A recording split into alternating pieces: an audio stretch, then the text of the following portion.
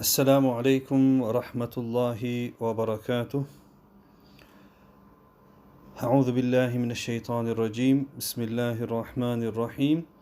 اقرأ باسم ربك الذي خلق خلق الإنسان من علق اقرأ وربك الأكرم الذي علم بالقلم علم الإنسان ما لم يعلم صدق الله العظيم. So we continue with our Hifdh tips, and today is an exclusive message for girls or sisters who want to memorize the Quran, or maybe they're already on their journey on memorizing the Quran. So I took some advice from a local Hafidh class teacher, Muhammad, who has been teaching Hafidh class now for almost 10 years. I will read out most of what has been written and the advice which has been given, inshallah. So this is from a local upper Hafidh class teacher. I felt girls are usually left out when it comes to Hifdh, even though this is changing now. Alhamdulillah, in Blackburn we have almost a dozen Hafidh classes. My personal experience is girls have a better attention span when it comes to learning and focusing. However, they are fragile by nature, especially when they are younger. It is more beneficial for girls to start at a young age before puberty, so maybe age 7, 8, 9, as it gives them a head start and they will not be disturbed by their menstrual cycle, as girls cannot pray Quran when they are on their menstrual cycle. However, Hifdh can be started at any age, as previously stated in the previous tips. Once girls start their menstrual cycle, it becomes a little harder due to the number of days they are taking off from learning and revising each month.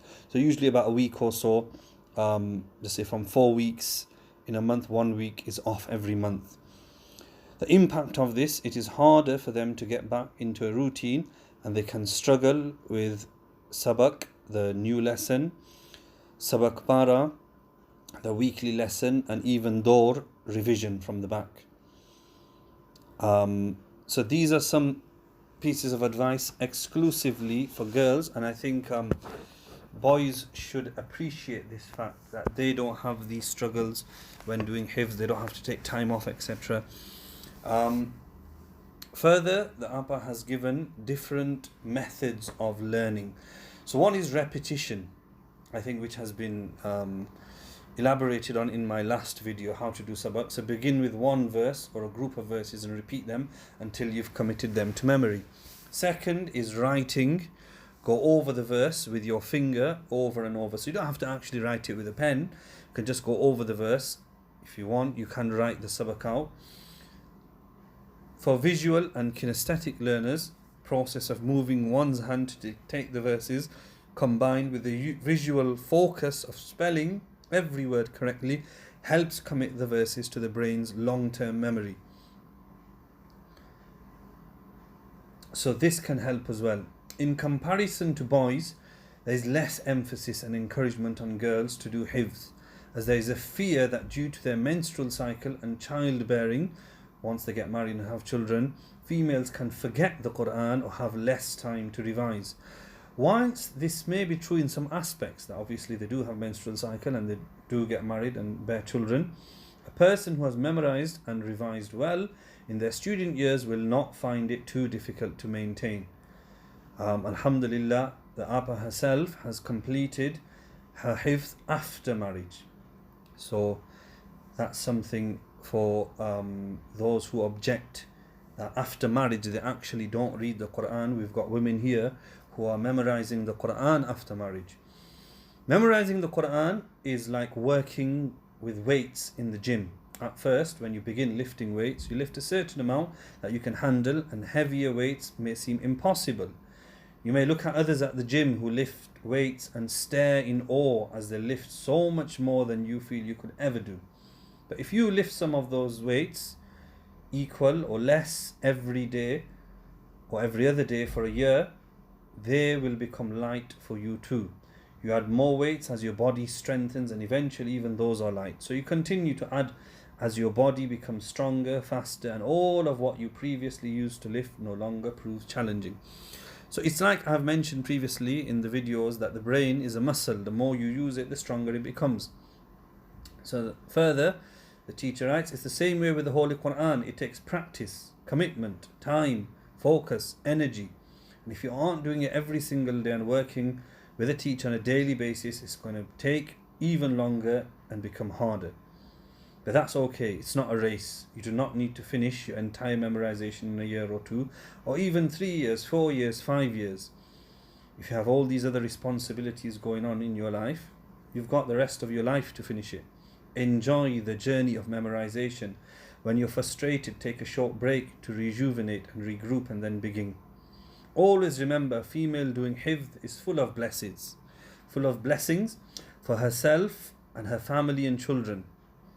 Finally, only women have this blessing of conceiving, and if a woman recites the Holy Quran during her pregnancy, surely the barakah will be seen on the newborn child.